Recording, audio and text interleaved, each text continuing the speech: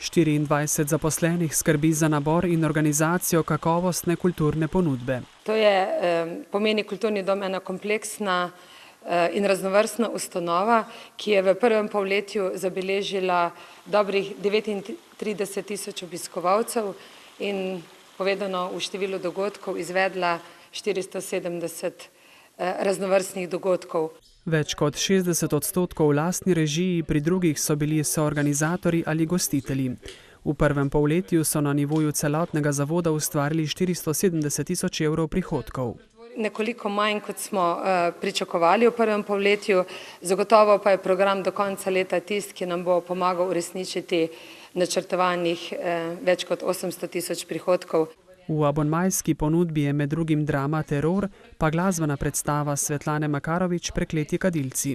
Torej iščemo najprej umetniško relevantne predstave, ki nagovarjajo duha tega časa, ki ga živimo, in pa predstave, ki ponujajo ljudem priložnost za neko majčkeno poglobljeno, bolj pretanjeno refleksijo trenutnega časa.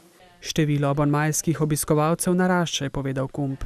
Še posebej smo pa veseli tega, da beležimo zadnja leta kar precejšnje povečanje na rumenem abonmaju, torej na otroških programih, in seveda se od tega nadejamo, da se nekako skozi te, lahko rečemo, kar bi rekel ponosno, precej kakovostne gledališke predstave za otroke tudi nekako vzgaja gledališka publika za prihodnost. Helena Rožman je kot vodja enote Grad Reichenburg opozorila na veliko razstavo umetniške fotografije, ki jo pripravljajo.